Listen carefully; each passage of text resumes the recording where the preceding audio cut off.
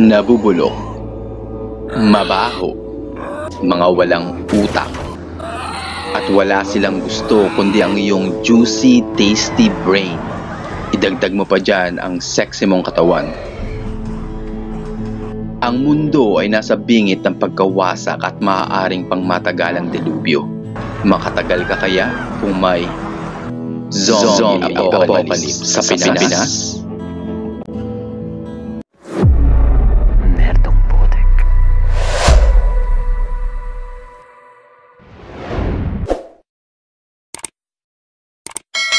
Paano ba tayo makakasurvive sa zombie apocalypse?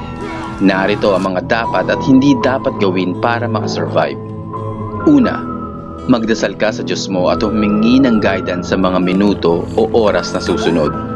Dahil kahit si Mike Tyson ka pa sa lakas, pag nag-ultimate bonding experience sa mga zombie, wala ka na. Gagawin ka lang nilang milk tea. Pangalawa, umalis ka sa lungsod o city. Tumakbo ka habang may lupa. O nga't kapag nasa city ka, madali ka lang makahanap ng food and supplies. Pero alalahanin mo, ang city ay puno at siksikan. Kaya malamang sa malamang, pulutanin ka ng zombie.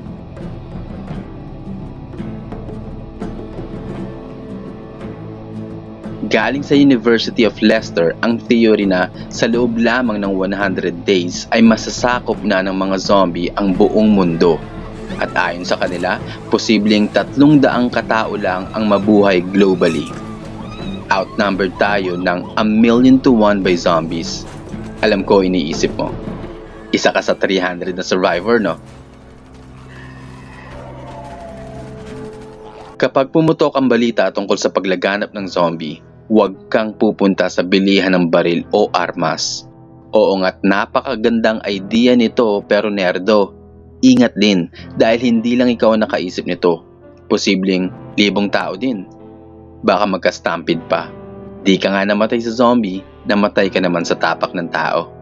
Pangatlo, gawing ligtas ang bahay o pag-iistayan mo laban sa mga zombie. Pwede ka sa mabundok na lugar para hindi ka madaling maabot ng mga zombie. Pumili ka ng bahay na gawa sa bakal, bato, o konkreto. Huwag ka sa bahay kubo or glass house, madaling mapasok yun. Harangan mo lahat ng pwedeng pasukan ng zombie. Bintana, pinto, fire exit at kung ano pa. Narito pa ang ilang ligtas na lugar na maaari mong puntahan at gawing tirahan. Barko. Ang katawan ng zombie ay nabubulok na. Dahil dito, hindi na nila kaya ang dating abilidad gaya ng paglangoy. Bago pa sila makapunta sa iyo, siguradong lunod na ang mga zombie. Siguraduhin mo din na walang sakit ang mga kasama mo. Noong 2020 na magsimula ang COVID-19 pandemic, may mga cruise ships na na-stranded dahil meron silang infected passenger at walang port ang pumayag na sila ay bumaba. Ang ilan sa kanila ay 6 na buwan sa barko bago nakababa. Isla. Milyon ang isla sa buong mundo. 11,000 lang dito ang okupado ng tao. Sa isla, maaari kang magtanim at makahanap ng tubig na maiinom. Mainam kung ikaw ay may binoculars, magagamit mo ito para makita kung okupado ang isang isla. Abandonadong kulungan. Yes sir, tama ka nang narinig. Abandonadong kulungan.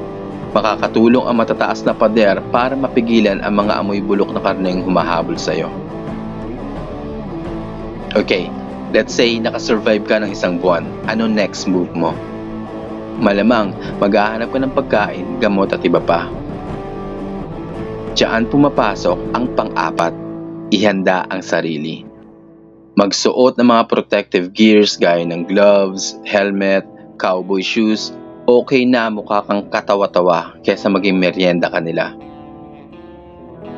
Iwasan ang pakikipagsagupa sa zombie dahil patay na sila at ikaw nerdo, buhay ka pa. Tumakbo at makipaglaban lang kung masyado na silang malapit sa iyo. Iwasan ang paggamit ng sasakyan o motor kung kukuha ka ng mga kailangan. Magbibigay kasi ito ng ingay sa mga zombie. portable water filter, delata, bottled water, gamot, first aid supplies, batteries. Huwag ka na kumuha ng mga bagay na hindi mo kailangan. Kumot panlamig. Mag-iibang weather kapag wala nang nagkokontrol ng kuryente. O ano, nerdo? Handa ka ba? Kung ano man ang kahinat-nata ng mundo sa inaharap, zombie man yan or kung ano pa man, palaging magdasal.